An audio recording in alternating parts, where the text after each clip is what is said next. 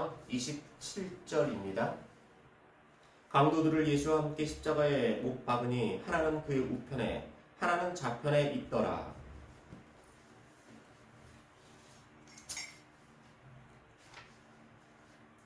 사람이 두 행악자와 예수 그리스도라는 제목으로 말씀해 드리도록 하겠습니다.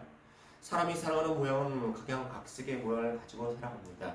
똑같이 사람이라고 이야기하고 지칭되어지지만 사는 지역에 따라서 문화에 따라서 여러 가지로 모양이 틀리게 나타난다는 것입니다. 열대지방에 사는 사람들과 또한 극지방에 사는 사람들이 자연 환경의 지배를 받기 때문에 살아가는 모양이 똑같지는 않습니다. 똑같은 사람이 살아가는 곳이지만 사는 모습이 틀리게 나타난다는 것입니다. 추운 곳에서는 얼음이라는 것을 그렇게 소중히 여기지 않습니다. 북부에서 얼음을 아주 소중하게 여겨가지고 보관하거나 값어치 있게 거래하지 않습니다. 그러나 더운 열대지방 같은 데서는 얼음이라는 것이 귀한 것이기 때문에 귀한 물건으로 취급받습니다. 상대적인 가치가 존재하는 곳이 세상이기 때문에 이 세상에는 구별과 차별이 주어집니다. 이념을 따라져 가지고 세상에는 민주주의와 공산주의가 있는데 민주주의와 공산주의는 모두가 국민을 위하고 백성을 위한다는 이념으로 시작하였습니다. 그러나 시간이 지난 후에 평등을 강조하고 모든 국민에게 똑같이 분배하고 똑같은 노동을 이야기한다는 공산주의는 민주주의보다는 좋지 않은 것으로 인식되었고 그나마 민주주의는 공산주의보다 낫다는 이념으로 사람들이 생각하고 있습니다. 그렇다고 해서 민주주의가 완벽하고 100% 오류가 없는 것이라고 확증할 수 있는 것은 아닙니다. 세상에 태어나는 어느 누구도 자신이 완벽한 사람이다, 완벽한 사람이었고 나는 완벽한 사람이 될 것이라고 이야기할 수는 없습니다. 왜냐하면 세상에 살아가는 모든 사람 중에 완벽한 사람은 없기 때문입니다. 그러기에 사람에겐 차별이 있고 구별이 있고 여러 가지 차이가 생기는 것입니다. 그러나 세상에 태어난 모든 사람들이 차별 없이 구별 없이 구분 없이 소유하는 것이 있습니다. 첫째는 출생, 둘째는 죽음이라는 것입니다. 이거는 세상에 태어난 모든 사람들은 출생이라는 것을 소유하게 되었고 출생한 사람들은 언젠간 죽음이라는 것을 소유하게 된다는 것입니다. 크게 보았을 때 이것은 세상 모든 사람들에게 주어지는 차별 없이 구별 없이 주어지는 출생과 죽음입니다. 그래서 사람에게 있어가지고 이 생명이라는 것은 소중하고 이 생명을 크고 작게 구분하지는 않습니다. 한 사람에게 있어서 생명은 고귀한 것이기 때문에 어떤 육판상에서 모든 사람들은 그 육판상에 놓인 사람의 생명을 구하기 위해서 수고하고 노력하고 물적, 인적 자원을 투입하는 것입니다. 이 하나의 생명은 하나의 생명 자체만을 보았을 때 하나만 있기 때문에 아주 소중한 것입니다. 금이나 다이아몬드, 은이 만약에 흙이나 모래보다 많았다면 그렇게 소중하게 여기지 않았을 것입니다. 오히려 흙을, 물을 더 소중하게 여겼을 것입니다. 그러나 흙이나 물은 공기는 아주 주변에 흔하게 있기 때문에 금이나 다이아몬드는 희소성이 있기 때문에 아주 귀하게 여기고 값어치 있게 거래가 되고 있는 것입니다. 생명도 하나밖에 없기 때문에 이 생명을 귀중하게 여기는 것이고 성경에서는 천하보다 귀한 생명, 영혼이라고 이야기하고 있습니다. 이 생명을 가진 모든 사람들에게 있어서 차별 없이 구별 없이 주어지는 게 있습니다.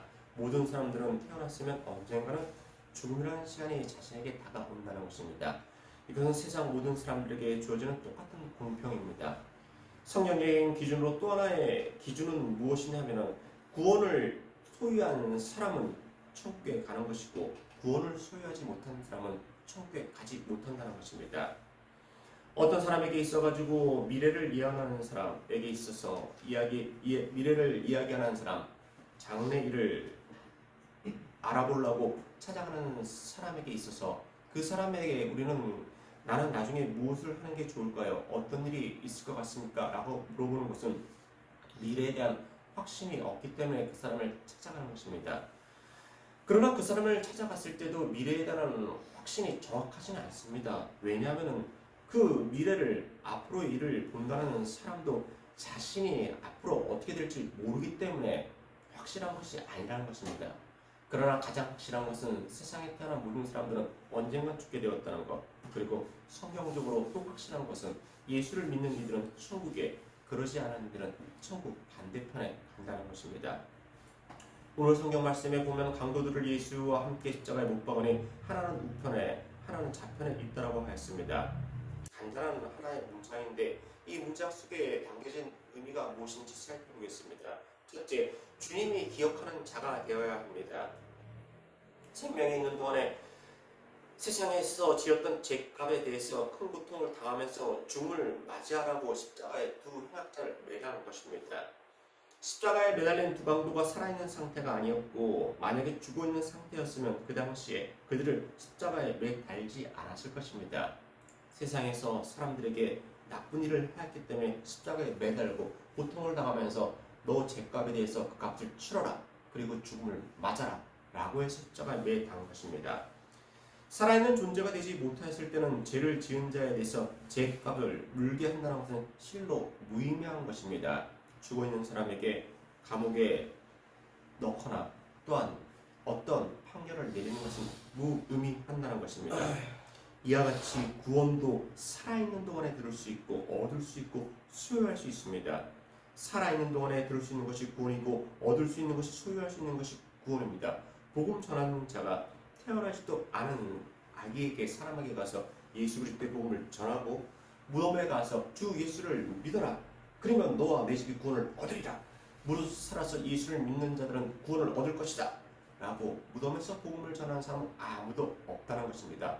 살아있는 자에게만 오직 복음이 전해질 뿐입니다.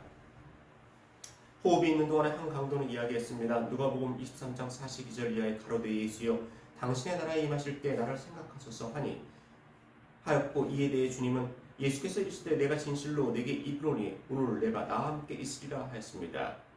주님은 이 땅에 육신의 몸을 입고 오셔서 천국 복음을 전하시면서 원죄를 가지고 있는 자기 백성에게 이야기하였습니다. 예수께서 가라사대 때 나는 부활이다, 생명이니 나를 믿는 자는 죽어도 살겠고 무릇 살아서 나를 믿는 자는 영원히 죽지 아니하리니 이것을 내가 믿느냐 하였습니다. 아주 중요한 말씀입니다. 성경 말씀에 무릇 살아서 나를 믿는 자는 영원히 죽지 않는다 라고 하였습니다. 살아서 나를 하나님의 아들 구원자로 고백하는 자에게는 영생을 준다는 것입니다. 어떤 특정한 종교에서는 예수를 믿지 않고 죽은 사람이 천국과 지옥의 가운데 있기 때문에 세상에 있는 사람이 그 사람을 위해서 그 사람의 이름으로 공덕을 쌓거나 선의를 베풀거나 이 세상에 있는 사람이 그 사람을 위해서 기도를 계속하게 된다면 가운데, 천국과 지옥의 가운데에 있는 사람이 천국으로 가게 된다는 종교적인 교리를 가르치는 종교가 있습니다. 그러나 100% 잘못된 것이죠. 성경에는 분명 무릇 살아서 나를 믿는 자는 영원히 죽지 아니하리라고 했습니다. 그렇게 그 사람들이 그러한 교리를 이야기하는 것은 종교를 전파하기가 너무 쉽다는 것입니다. 제 얘기를 들어보십시오. 나의 어머니가, 나의 아버지가, 나의 자녀가, 나의 친구가 예수를 믿지 않고 죽었습니다. 어떻게 되었을까요? 착하게 살았습니다. 악한 일을 하지 않았습니다. 아하, 그런 사람은 천국과 지옥의 가운데 있을 것입니다. 당신이 이곳에서 선을 행하고 믿음을 잘 지키고 선의를 베풀고 많은 사람들에게 좋은 일을 하고 그 사람을 위해서 기도한다면 천국과 지옥의 가운데 있는 사람들이 있는 사람의 영혼이 천국으로 가게 됩니다. 그 믿음을 가지고 기도하십시오. 선의를 베푸십시오. 좋은 일을 하십시오 라고 교리를 전파한다는 것입니다. 그러나 그것은 사람을 현혹하는 것이고 100% 잘못된 것이라는 것입니다. 살아서 나를 믿는 자는 영원히 죽지 아니하리니 이것을 내가 믿느냐 하였습니다. 바로 그래서 십자가 위에 달린 행악자는 살아있는 동안에 고백한 것입니다. 주여 당신의 나라에 임하실 때 나를 생각하소서라고 고백한 것입니다. 그때 주님이 나는 너를 기억하겠다, 오늘 너가 나와 함께 나와 있으리라 했습니다. 주님이 기억하는 자가 되었을 때 바로 천국에 가게 되는 것입니다. 두 번째, 복음은 세상 모든 사람들에게 동일하게 주어지는 복된 소식입니다. 성경에는 십자가형을 당하는데 골고다 언덕에 예수 그리스도 혼자만 있었다고 기록하지 않고 양 옆에 행악자가 있었다고 기록하고 있습니다. 생각해 보십시오. 예수 그리스도 혼자 있을 수 되었고 예수 그리스도와 행악자 한 명만 있어도 되었을 것이고 예수 그리스도가 있고 행악자 2명 이상 3명, 4명이 있어서도 되었을 것입니다. 그러나 성경은 예수 그리스도와 양옆에 행악자가 있었다라고 기록하고 있습니다. 또 다른 두 행악자도 사형을 받게 되어 예수와 함께 끌려가니라. 해골이라는 곳에 이르러 거기서 예수를 십자가에 못 박고 두 행악자도 그렇게 하니 하나는 우편에 하나는 좌편에 있더라 하였습니다. 두 행악자 가운데 있는 것이지 두 행악자 두 명이 예수 그리스도의 우편에 두 명이 예수 그리스도의 좌편에 있었던 것이 아니고 양옆에 행악자가 있었고 예수 그리스도가 가운데 있었다라고 성경은 기록하고 있습니다. 예수 그리스도의 복음은 세상 모든 사람들에게 동일하게 들려주는 것입니다. 만약에 양옆에 행악자가 둘이 있었으면 예수 그리스도에 가까이 있는 사람은 주님을 가까이 볼 수가 있었지만 건너 있는 사람은 주님을 잘 볼 수가 없었을 것입니다. 그러나 가운데 있었기 때문에 양옆에 있는 행악자는 동시에 주님을 잘 볼 수 있었고 또 이야기를 잘 들을 수 있었습니다. 성경은 그래서 이렇게 기록하고 있습니다. 로마서 3장 22절에 곧 예수 그리스도를 믿음으로 말미암아 모든 믿는 자에게 미치는 하나님의 은혜 차별이 없다. 모든 사람이 죄를 범하였음에 하나님의 영광에 이르지 못하더니라고 기록하고 있습니다. 모든 사람이 죄를 범하여서 하나님께 갈 수 없는 존재가 되었지만 차별 없이 모든 사람에게 예수 그리스도를 믿을 수 있는 자격을 주신다는 것을 성경은 기록하고 있는 것입니다. 양옆에 행악자가 있었기 때문에 하나님의 아들이신 예수 그리스도가 가운데 있었기 때문에 양옆에서 예수 그리스도를 구별 없이 차별 없이 잘 볼 수 있었고 그 이야기를 잘 들을 수 있었다는 것입니다. 십자가에서 생명이 끊어지는 마지막 순간까지 세상을 사랑하실 때 구별 없이 차별 없이 동일한 사랑을 하나님께서는 보여주신다는 것을 기록하고 있는 성경 말씀이 되는 것입니다. 하나님은 세상을 사랑하신 것입니다. 하나님의 백성이 될 사람을 미리 구분하여서 그들을 따로 사랑한 것이 아니고 예수 그리스도를 만나기 전에 모든 사람을 사랑한 것입니다. 한 사람이 구원받을 것을 알고서 가운데 있어가지고 그 사람에게만 구원의 메시지를 전하는 것이 아니고 구원받을 자, 구원받지 않을 자에게 똑같이 가운데 있어가지고 천국 복음을 전하시고 믿는 자에게는 영생을 천국을 허락하여 주시는 것입니다. 요한복음 3장 17절에 하나님이 그 아들을 세상에 보내신 것은 세상을 심판하라 하심이 아니요 저로 말미암아 세상의 구원을 받게 하려 하심이라 했습니다.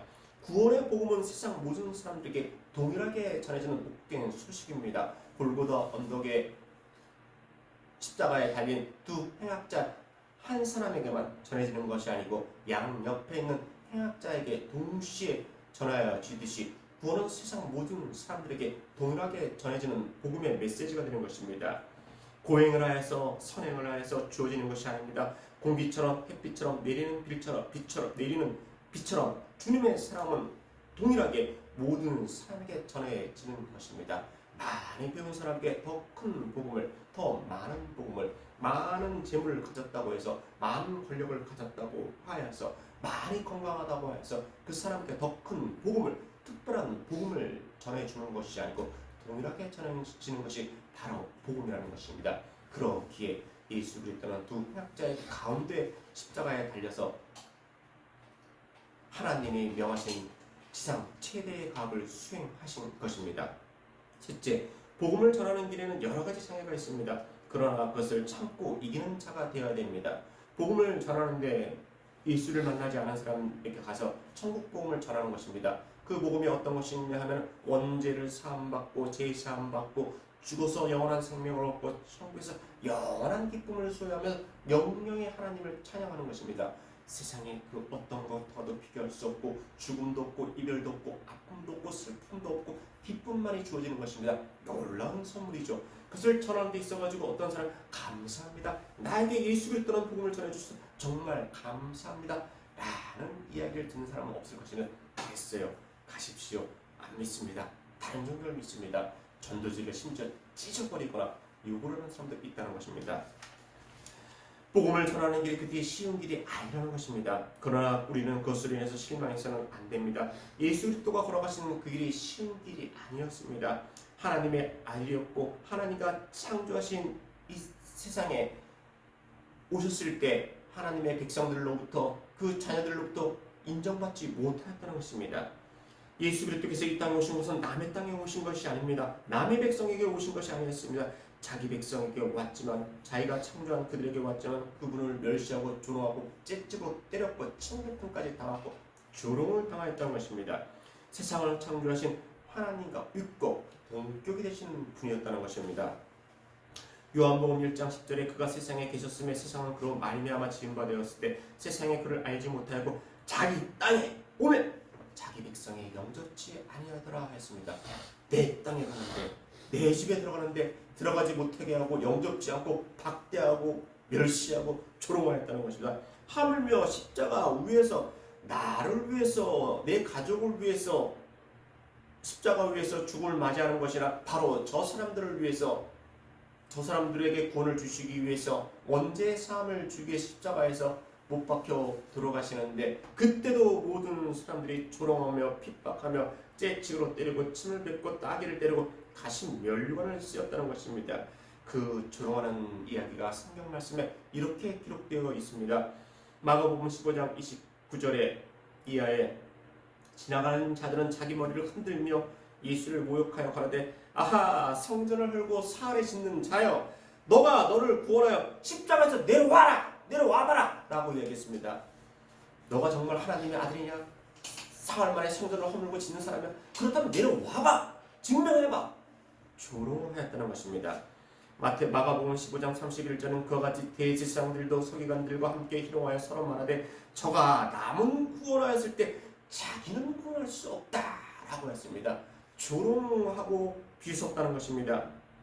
또 행악자 중에 한 사람은 23장 누가복음 23장 39절에 달린 행악자 중 하나는 비방하여 가로되 너가 그리스도가 아니냐?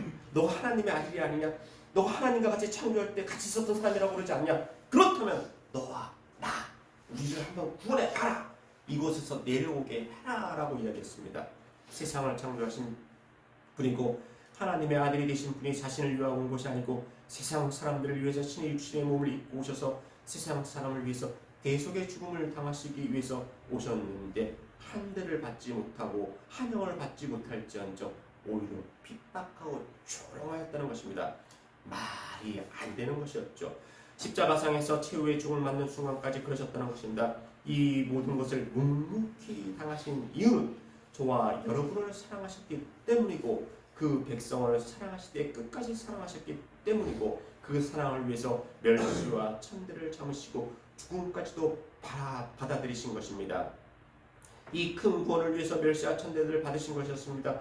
구원의 길이 되시기 위해 걸어가신 길은 결코 평탄한 길이 아니었습니다.